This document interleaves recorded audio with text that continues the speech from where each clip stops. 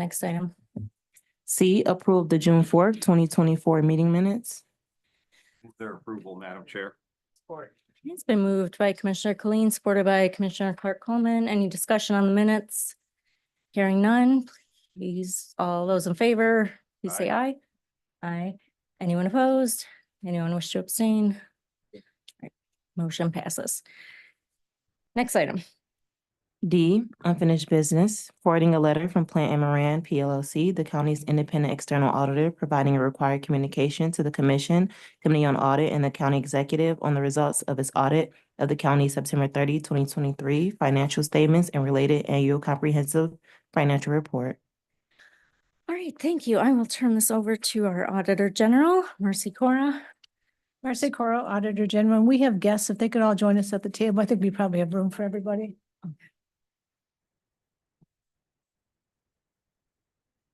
Come on down.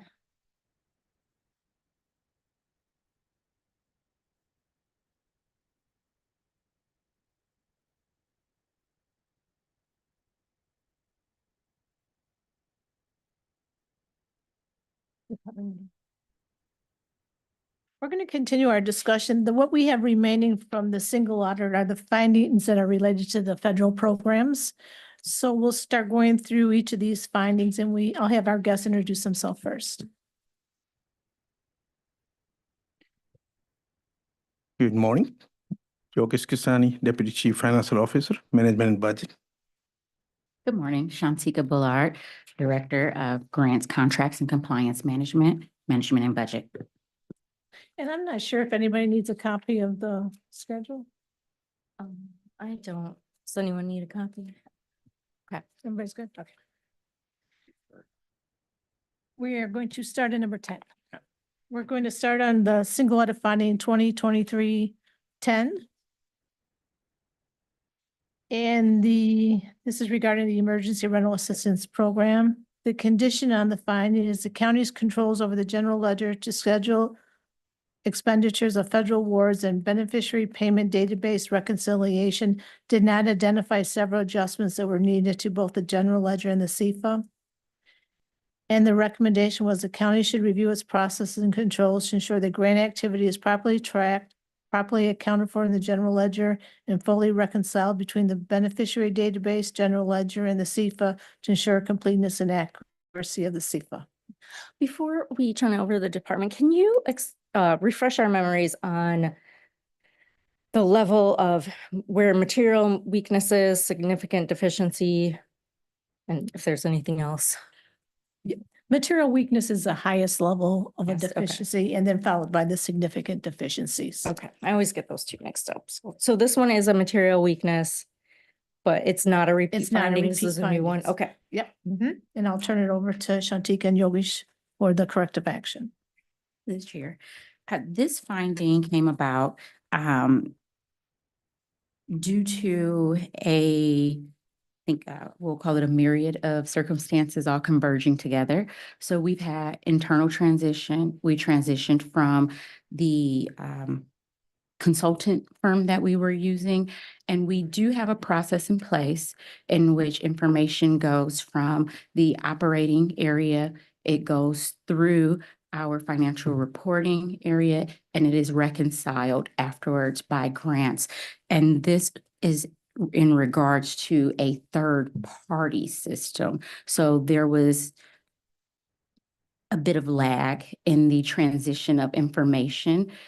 So we were later than usual in performing our reconciliations and identifying funding that was with a third-party vendor. We did identify it and reconciled it with financial reporting during the audit before the close of audit. So this, I believe, is an outlier that we typically don't see. And we do have protocols in place to catch it moving forward. Okay.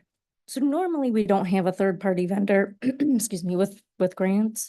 We will have third-party vendors. This is not necessarily a third-party vendor with grants. This was for this program, the way that payments were issued to the recipients went through a third-party system, Fiserv. and the access and the information was slow to make it to us during the transition. Got it. Commissioner Clean? Thank you, Madam Chair. So this has all been reconciled Yes, and that was done during the audit correct. and the auditor saw your reconciliations. Yes. So why is it here? Because it should have been performed sooner than when it was. Okay, it's a timing thing. Correct. Okay, thank you, Madam Chair. I just want to indicate too that our office is performing a performance engagement of the Emergency Rental Assistance Program. And so we hope to have a report coming to you maybe within 45 days. We are having a little bit of challenge because of this third-party administrator of the program, and we're working with economic development to get the result, to get the answers to our findings that we currently have. So that we're taking a deeper dive into this program. It'll come before you. Thank you. Any other questions by commissioners? All right, we can move on. Okay, number 11 is also with the Emergency Rental Assistance Program. And if you're looking at your single audit, it is on page 26 or page 4 of my schedule. This is a significant deficiency and also was not a repeat finding. The county's controls were not adequate to ensure risk assessments were performed in advance of executing agreement with the county's 2 subrecipients for the Emergency Rental Assistance Program for the fiscal year ended September 30th, 2023. And the recommendations, the county should evaluate whether its current internal controls are adequate to ensure compliance with their uniform guidance and internal policies. Go ahead. So the county did agree with this finding. This is a requirement by county policy, not by federal regulation, that there was a pre-award assessment on subrecipients. So we are implementing a new process to ensure that those are performed prior to contracts being executed. Okay. Commissioner Clean? Thank you, Madam Chair. So this was done with federal dollars. The COVID-19 dollars, correct? From The feds. ARPA slur, well, not slur, but under ARPA. Did the feds specify that there was money for an emergency rental assistance program, or was that a decision that we made on how to spend the money? No, that is actually the program itself. So the program is meant for emergency rental And the assistance. feds Yes. mandated that. Correct. How much time between the feds sending you a check for this and when they expected the program to be up and running? So because these were in response to an active pandemic, we were, as we call it, building the plane midair. So regulations were coming in and we are still receiving clarification. Feds. Correct. Yeah. Actively now Yeah. while we're operating. Yeah. It's kind of understandable to me, you know, as you see a lot of these federal programs where they send money to states or counties and say, okay, here's your money, get the program up and running. You're starting from scratch and you've got 2 months. And so we've seen it at the state of Michigan with some of that unemployment stuff where they try to get the program out, up and running. And then you find out where the issues are after checks have gone out. Similar to that kind of a situation? So this is similar, but we were in compliance with federal regulations. We just have a clause in our own policy stating that we'll Okay. assess. And the third party was hired just for this? Correct. Okay. So it was like, okay, now we got money, now we got to go find either internally or a vendor that can handle this. Correct. Okay. Thank you, Madam Chair. Any other questions? May I add some comment? Please. To the chair. So commissioners, this program is Santika alluded. It was emergency rental assistance. I believe 32 million were given to us. By the time we structure, right, there was a separate applications that somebody was running eligibility. And again, we were trying to help out the Wayne County citizens, basically somebody who was not able to pay rent, not to pay electric bills, utility bills, water bills. So by the time we go through those eligibility and then comes back to us to make a payment. And again, consultants were helping us out, third-party applications. So overall, it was a very complex program, but at the same time, we were under pressure just to make sure the citizen gets any help. Thank you. Excuse me. All right, we can proceed. Moving on to number 12, which is on page 5 of the schedule or page 27 of the single audit. This is regarding the coronavirus state and local fiscal recovery fund. The condition was the county did not have adequate controls in place to ensure funds transferred to a component unit were not reported to the treasury until the component unit met the criteria for obligated funds. As a result, the county reported to the treasury $10 million as obligated based on an agreement between the county and a discreetly presented component unit of the county prior to those funds meeting the definitions of obligated. The recommendations, the county should correct its treasury reporting and continue to evaluate the substance and form of its agreements to determine the impact on reporting to the treasury.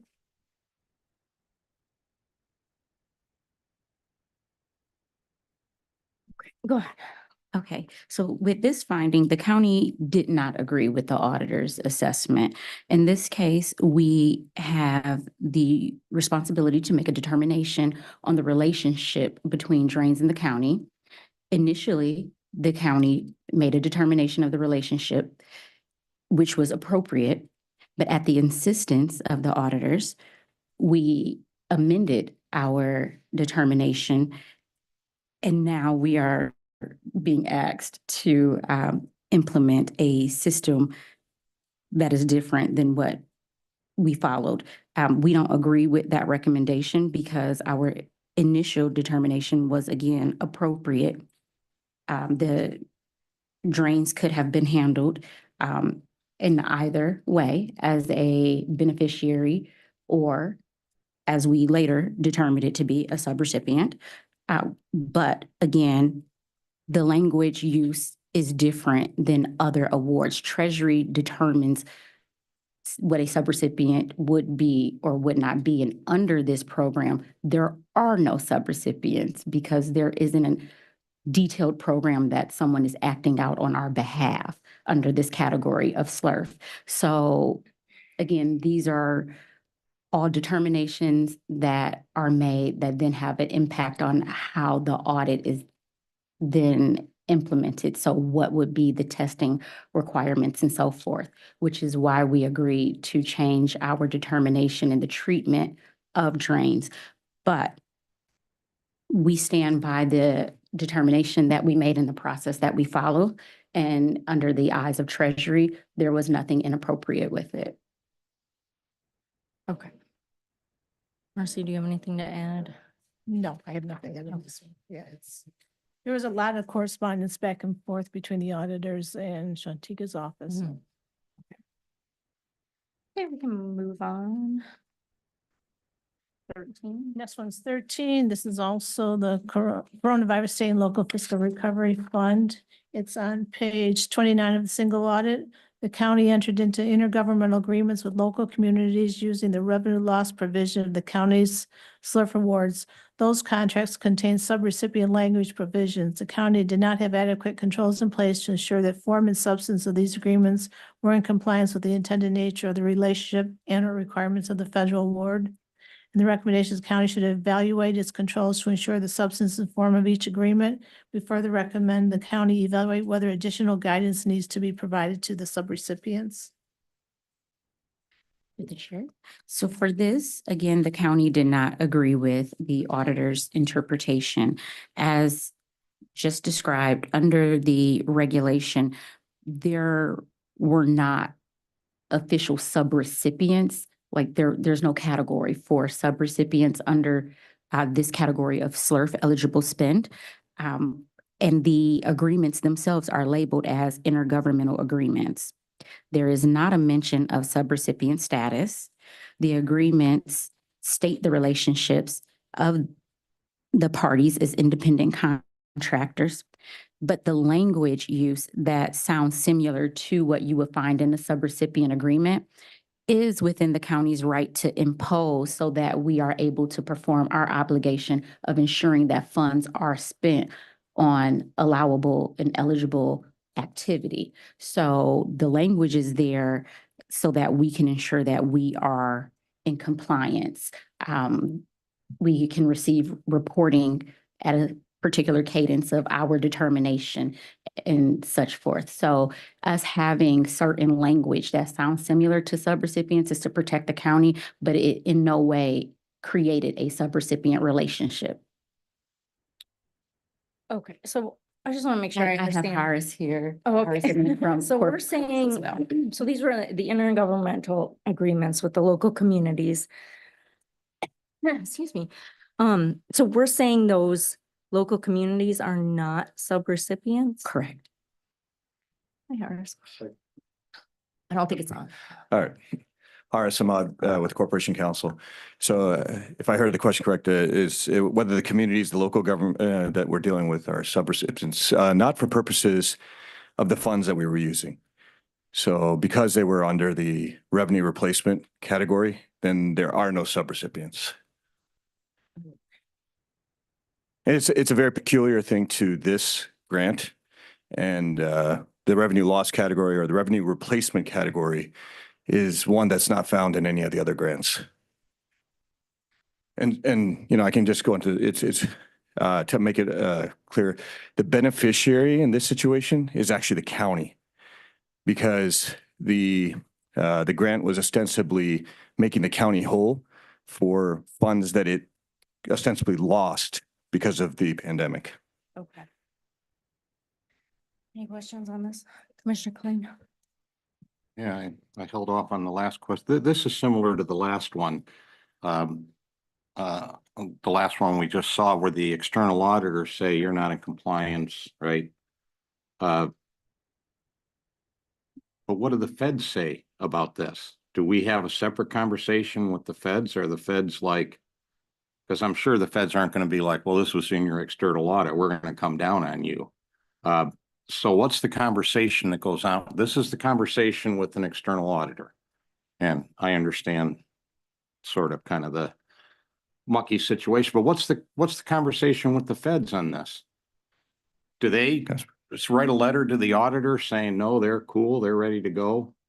So they will review what the auditors put out, and if they are in agreement or disagreement, if they want us to provide follow-up, then they would, but our actions are in line with the regulations from the Treasury. So this one isn't so much that we are not compliant. They're suggesting that we change the language to clear up any potential The misunderstanding from external those. auditors are, Correct. but you're going to have, you're having a separate conversation with the feds. Not unless they require such, but our language use is in compliance with the Treasury rule. Well, yeah, that can get, but Madam Chair, if there is something with the feds where they come back to us on this, would that ever show back up in this committee to say, okay, we've had a conversation with the feds and they're cool with what we're doing? Where do we hear that conversation? Here we get what the external auditors say, but we don't have what the feds say.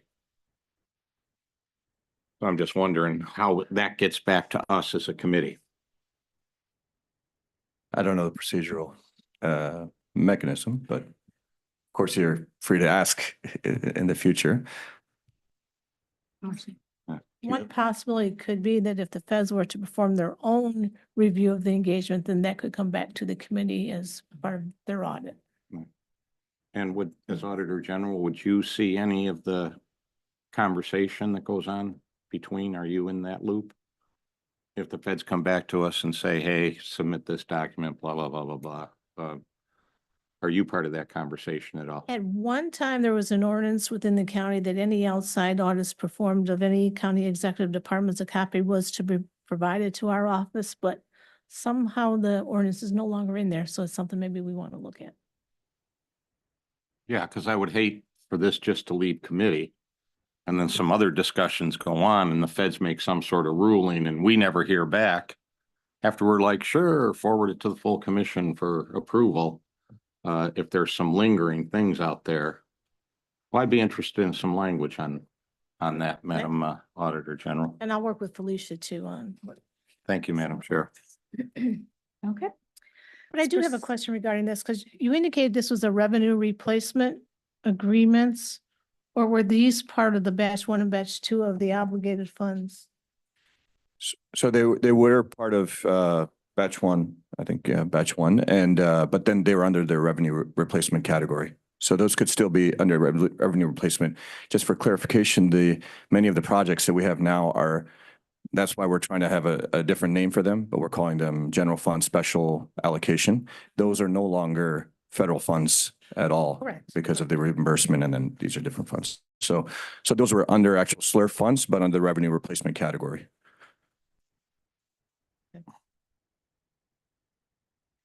I'm confused Yeah, about I am that too. because the batch one and two, I think, we hadn't moved that money over yet, Sure. correct? So how are Okay. they under the revenue replacement Yeah. category? So under the actual SLRF funds, there is a category called revenue replacement, and in all honesty, any governmental entity that received SLRF funds would want to use that category because it has the most flexibility. You can spend it on any government services that are allowed for the county. And so that's different. So I'll explain the reimbursement that we did. We reimbursed the county for the, whatever it was, 170 million plus amount that was allowed under the revenue replacement category. That was one of the allowable expenses. By doing that, we have now freed up that amount in general fund dollars. And now those general fund dollars are not subject to federal regulations because there's general fund dollars. So that's a different set of funds. Right, because I was just looking at something today on this. So you had the 339, then you had batch one and batch two, which were obligated funds, and I believe that was probably like $150 million. Then you had the 179 that replaced the county expenditures that became now the general fund special projects. So wouldn't batch one and batch two been part of the ARPA obligated funds and Ye- not the revenue replacement? Correct, but I think the confusion is coming in the terminology. 6.1 is a category of spend, and 6.1 projects will be SLRF projects, but it also allowed for the recapture of revenue loss. So the 179 million was allowable under that category of SLRF spend. So that allowed us to recapture expenses and then move them to the general fund. But the projects that we've operated out of SLRF, even though they're in batch one, the category that they fall under for Treasury is category 6.1, which is revenue replacement. So they're two separate transactions, but they're falling under the same category. It's the most, it's the category that allows the most leeway. And again, it's an allowable category for regular SLRF funds. And it basically says that you can spend it on anything, any government services that the county would be allowed to spend on. But they are SLRF funds. And that's why I was trying to explain that to make it easier to understand. In that category, the beneficiary is the county itself. That's why there are no subrecipients, because now the county is being made whole. Based on a calculation that was done for revenue loss, right? That's what you can actually spend in this category. How about the 179? Yeah. So, but I think the 179 confuses it a little bit because that is what allowed us to do the 179. But in general, if we had not done the reimbursement of the county, like where we literally reimbursed the county, we would have been allowed to spend up to that amount that was calculated, that revenue loss amount. We could spend on anything within that category, which was broad, anything that the county was allowed to do, except for a very narrow set of exceptions that were in the SLRF, things like pension payments and debt payments of certain kinds. Okay. I think I understand, but And we understand that it's Yeah. quite complex, and that's also, we hope you appreciate that that's also the finding by the external auditor that is also why we push back. We spend a lot of time getting up to speed on these regulations and we, we put certain language in the agreements, knowing that these types of funds and these types of grants, the rules are made up as they go along as well. So it would have been, we feel it would have been irresponsible of us not to include contingent language to say, if applicable, you will comply with this. Okay. If applicable, and we use conditional language throughout. And I think that was actually the bone of contention with the external auditor for one of the findings is, again, hindsight's 2020, but even now in hindsight, we still would go back. We think it would be irresponsible not to have included it at that time to say, if applicable, you will comply with, the audit requirements, the federal audit requirements. We would have no teeth if we didn't put it into the agreement. Any last comments? May I add a comment? Yes, please. Just what my colleagues are saying.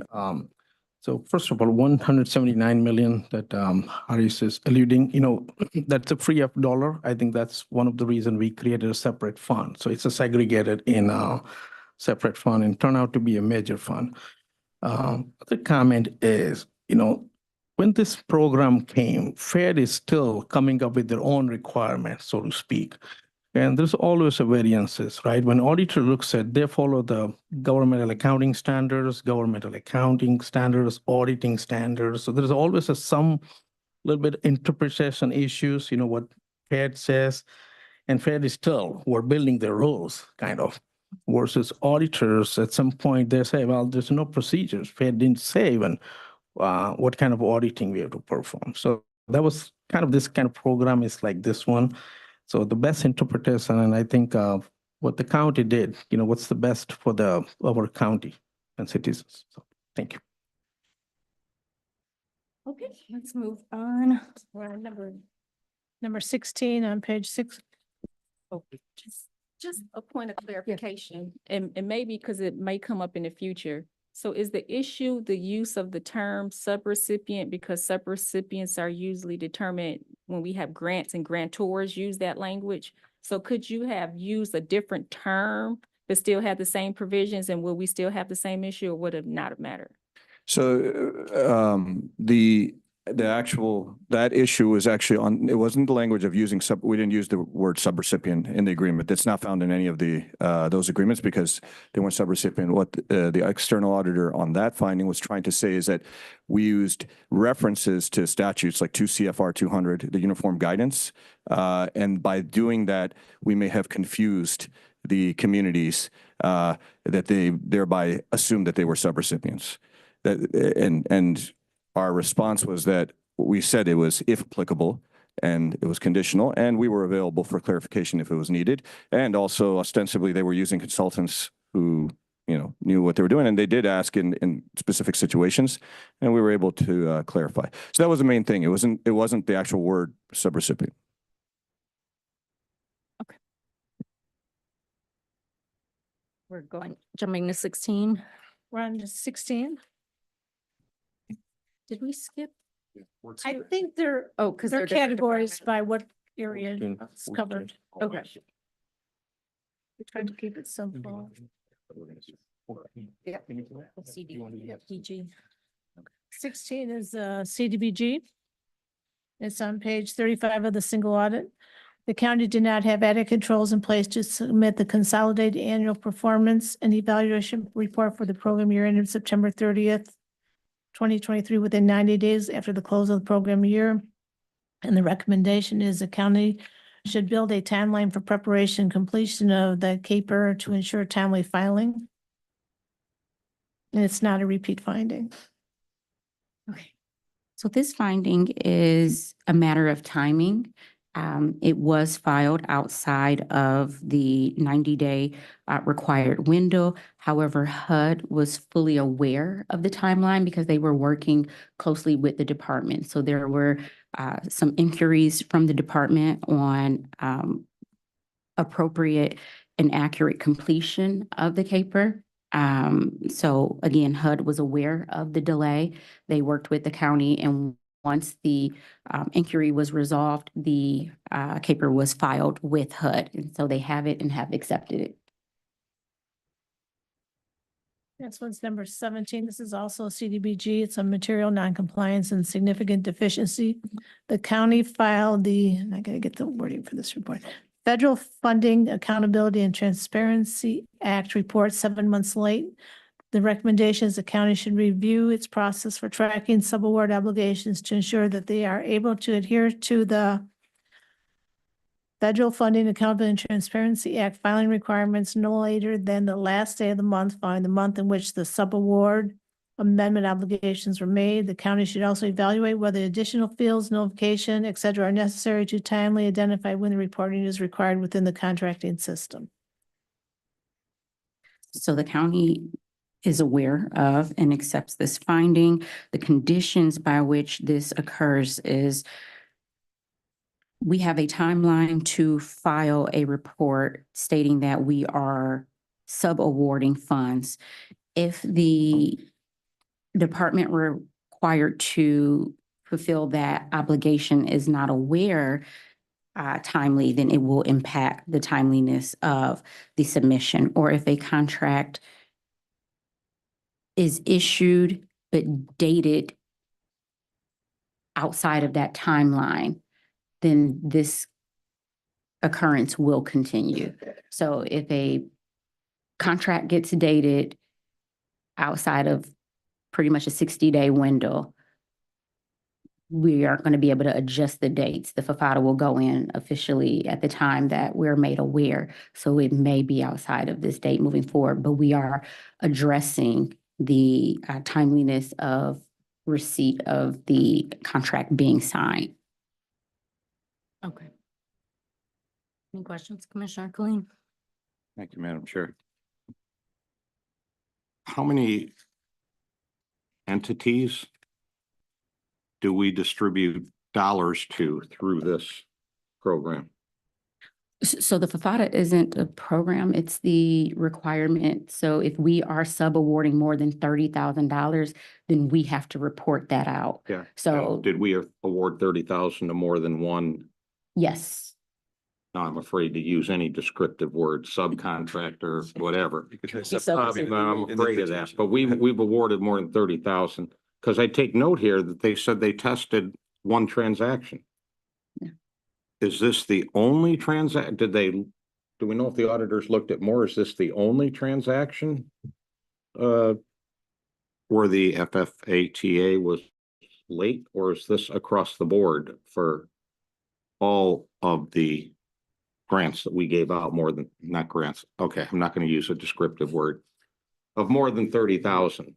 Does it only apply to this one? Or is it true of all do we submit an FFATA for each individual? for every award over, for every 30,000. sub-award over $30,000, we But do. that gets awarded separately, or that is reported separately. Each one is reported separately, yes. Do we know if the auditors looked at more of these over 30,000 and whether the FFATA was submitted timely? So there's a population, the auditors, they aren't looking at every transaction that the county has. They select a population and Correct. test that population. This is the result of the population that they tested. So I But they do can't answer. 10% or something, because I'm trying to get a handle on this. If this was this the only late report? That was produced in their sampling, yes. I Hey, can't that's not say. what I'm asking. We can still send in late reports even if they didn't sample them, and that wouldn't turn up here. So were all our FFATAs timely, save for this one? I'm trying to get a sense here of, right? Right, I'm unable to give you a complete number of how many fell outside of that 90-day window right now. That is something that I can follow up with you on. Because this is not a repeat finding. The auditors are going to follow up on this in the audit report for next year. Correct. So they'll probably do some more sampling in the intervening year to see if they are going in timely. Okay, I'm good. Thank you, Madam Chair. How widespread is it? Now we're going back to number 15, which starts on page 33 of the single audit. This was regarding CDBG, child support enforcement, and WIC. It was a material weakness and material noncompliance with laws and regulations and was a repeat from 2022. The conditions was the controls in place were not adequate to ensure compliance with 2 CFR 200.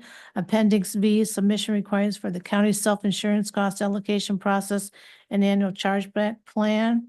The county should review 2 CFR 200, including the applicable appendixes, to assess the submission and documentation requirements for all cost allocation methodologies.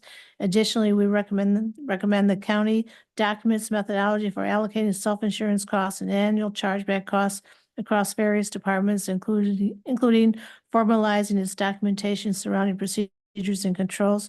They further recommend the county implement a process for ensuring these plans are submitted to the federal government agency for approval. So this finding is a repeat finding due to timing, and the language of it has been updated.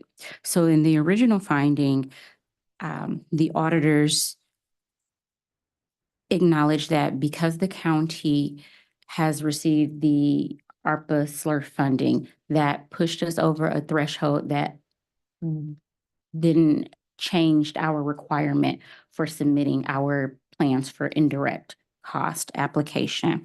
So the county typically and has always produced a allocation plan that will go to the county's cognizant agency. So the agency that we are provided the most funding from. Because of SLURF, initially the auditors felt that our cognizant agency should have changed to Treasury, in which we pushed back because this is temporary funding and Treasury does not have the infrastructure to necessarily respond as a cognizant agency. So in the original finding, we did push back on that one, but we did make the recommended amendments. So we sent, in addition to our annual cost allocation plan, all of our other methodologies for applying indirect cost. So that would have been the healthcare and the other costs mentioned. So we did send those, but again, by the time we get the findings in the audit, we're already halfway into the year, and the plans that we were operating on had already been submitted, approved, and we were billing off of that plan. So we sent in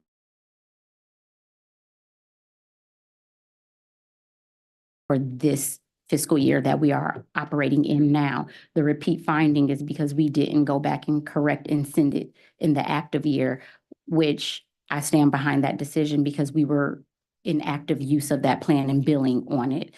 And to that point, Treasury has not acknowledged that they are our cognizant agency. They've yet to respond. We still believe DHHS is, and we have sent it to them and have the documentation that it was sent timely, which the auditors have reviewed and received. Okay. Marcy. And based on what Shantika is saying too, I believe then this would no longer be a repeat finding next year. It's only a repeat this year because it was a layover from the last year's, correct? Correct. Commissioner Coleen. Yeah, I just want a little clarification on cognizant agency. Does that mean the federal agency that has oversight over these dollars? It's the federal agency that the county would receive the most funding through. So temporarily, that will be Treasury because Yeah. of that, you know. But we sent them a agreement. letter saying we don't think it's Treasury. But we still sent the plan to Treasury. No, I know Treasury has you failed to did. respond. Yes. But it should be obvious what agency is sending you the money. And now we're saying, you know, and this goes back to my earlier questions, right? Congress, state legislatures pass these things with holes big enough to drive trucks through.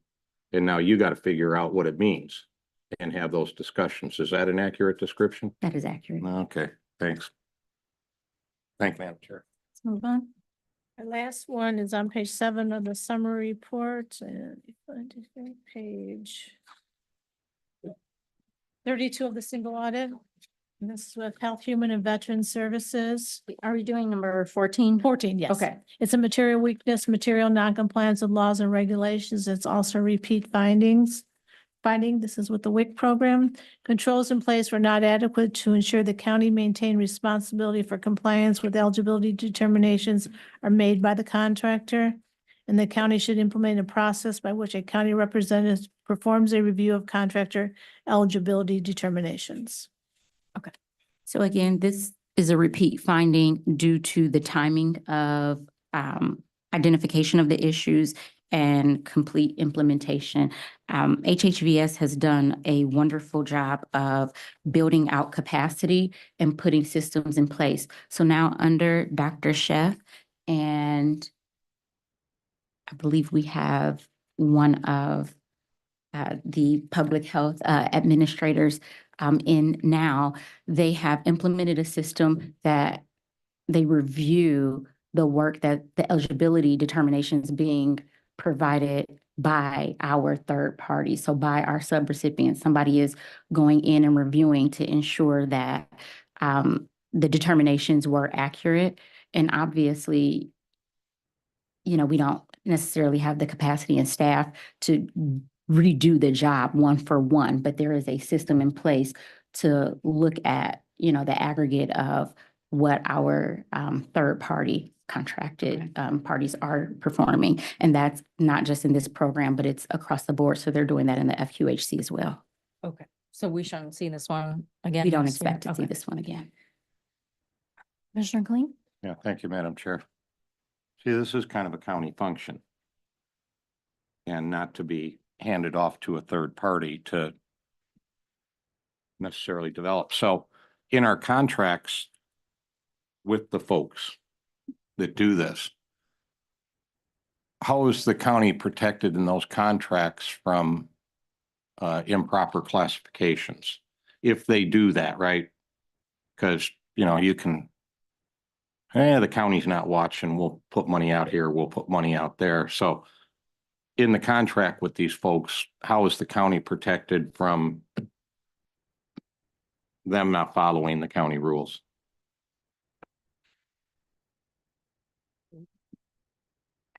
I would defer to someone from Corporation Counsel. I would like to Yeah, it's probably a legal follow up with question. TR. It's a legal question, yeah. But I will say part of what is allowable in the role of a subrecipient is to make determinations on behalf of the granting But if they award. screw it up, we got to be protected somehow. And that's why I'm wondering, is there contractual protections there? I think we're going to be limited, but I will defer to legal. Yeah. We do have an obligation to review as Yeah, yeah. well. And that's why we're see doing every- this. And I see, and you're going to do your own sampling, right? It's not going to be 100% of the cases. But see, it's still somehow, when you have these situations, that can be a leaky bucket of taxpayer dollars. So if people were contracting with our a leaky bucket, hey, come on down, I can hook you up. Then how is the county protected from those? Or are we not protected? I'm pretty sure there's going to be clauses for anything that's done maliciously or fraudulently, but in terms of just an error in determining, you know, eligibility, this person's income on paper looks like they qualify for the program, but if someone comes back and does a deeper dive and, Yeah. and sees that the calculation was off, that's going to be a risk of business. Sorry.